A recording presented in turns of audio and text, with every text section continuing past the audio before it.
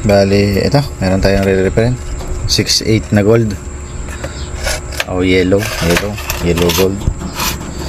Bali yan, kalasin muna natin yung top cover nya para makita natin yung nasa loob. Bali, ito, natingnan na natin loob. Wala naman ako nakitang lumobo, nasunog o pumutok. Bali yan, pwede natin testingin to. Bali, kabit ko lang.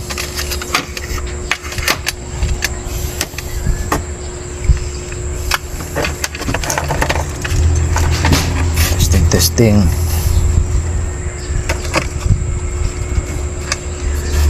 Natin ang pindutan.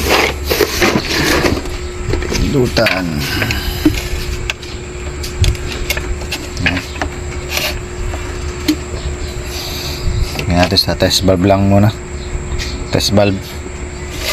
Natin kung may tunog. May ilaw na.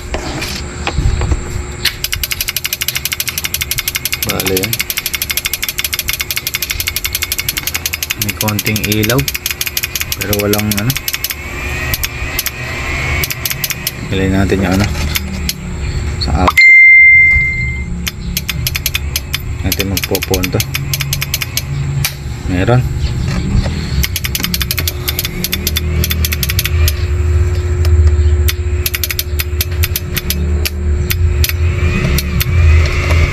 Testing natin kung may tunog ba o wala.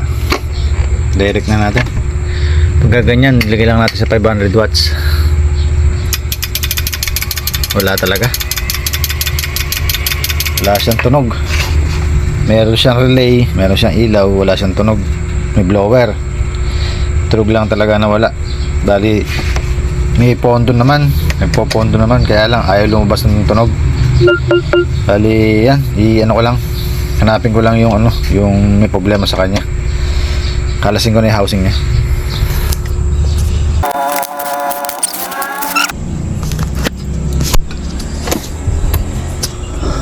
Bali, eto. Nag-check tayo ng capacitor niya. Bali, ito yung tester natin. Yan. Bali, kabit ko lang sa may capacitor natin. 3UF to. Natin kung ano reading. Bali, yan na lang reading sa kanya. Silaw ah. Bali, yan. Kabit ko ulit. Ayan. Bali, 399 nanofarad. Masyado nang mababa. Dapat ito microfarad.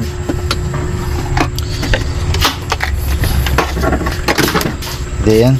Bali, kalasin ko lang tong capacitor. Tapos palitan natin. Tapos testing ulit tayo.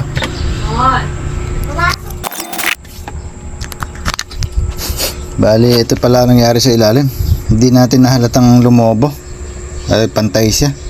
Bali, sa ilalim pala may putok na siya. Ayan. Kitang kita pala. Bali yan. Kaya pala nawala ng tunog. Bali, 3UF lang to. Ayan. Papalitan na natin ng ano to para maganda ground. Bali, ito papalit natin 4UF bago. Kabit ko lang, saka tayo ulit mag-test kung okay na. Bali, ito naikabit na natin yung capacitor. Bali, testing tayo. Nakalo lang. Bali, test valve, tingnan natin kung may reaction na sa ilaw natin.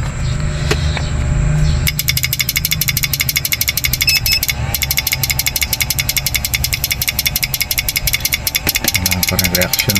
Bali, hintayin na natin yan. Kabit sa direct. Tingnan natin kung iilaw yung 500 watts. Bali yan. Pindutin nyo lang. Kaya maandar na. Talo. Bali, ilagay natin sa high. High. May nagpapaiba-iba ng tunog. Kahit na nakapatay yung flip-flop nya.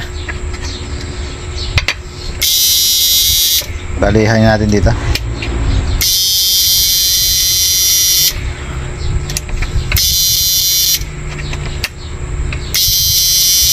Bali, may problema dito sa flip-flop nya. Bali, try muna natin tanggalin yung yung volume ng flip-flop sa off on. Tingnan natin kung may ganun pang tunog. Bale yan. On ko na. Yan, nawala. 500 watts. Ali.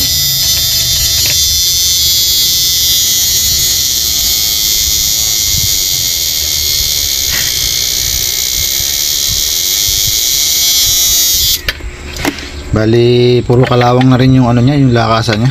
Ito.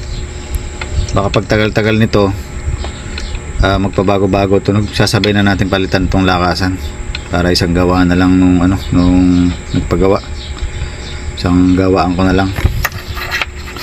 Bali yan. Tapos linisin ko rin yung yung dapat linis, katulad ng blower, marumi. Saka tayo mag-testing uli. Tapos ayusin ko yung bakit merong dito sa flip-flop natin.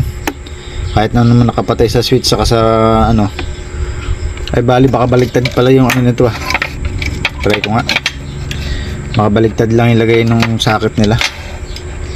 Bali ito 500. Kabit ko muna, tingnan natin kung baka mali lang, baka baligtad.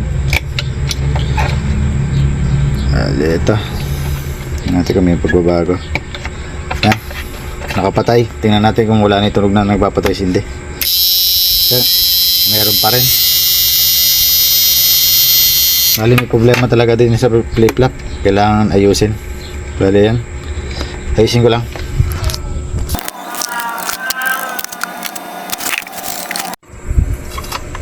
Bali ito, tinetesting natin yung ginawa natin. Biglang nawala yung switch nya, yung tunog. Bali may kalawang na rin pala yung niya, mga transistor natin na 8050. Yan ang bali niya. Sobrang kalawang na pala. Bali yan, papalitan na rin natin to.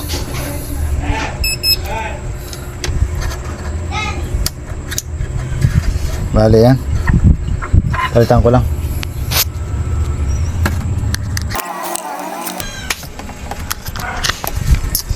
Bali ito nagpalit tayo ng ng kanyang ito 5551 sa flip-flop, saka itong 103. Yan, high voltage capacitor. Bali yun nga, sa pindutan napansin natin nawala, kaya pala nawala, naputol pala. Bali nagalaw ko ng kamay ito nung nire-repair ko ito. Nung nasagi kong ganun, humiga siya, tapos nung tinayo ko nawala na ito kaya pala puro kalawang na. Bali yan, testing natin. Bali nakalagay na sa sa direct. Bali tinesting ko na to. Wala yan, maandar. Wala na yung tunog na nagpi-flip-flop kahit nakapatay. Magpi-flip-flop na lang pagka naka-on. Yan. Dahil dito yan sa kanyang transistor sa capacitor. Yan. Nawala na siya. Okay na. Kasi yan, yung problema niya ito, yung kanyang capacitor, lakasan, saka transistor, tatlo, saka isang capacitor, high voltage capacitor. Bali yan lang yung sira niya. Bali sa problema niya, okay na.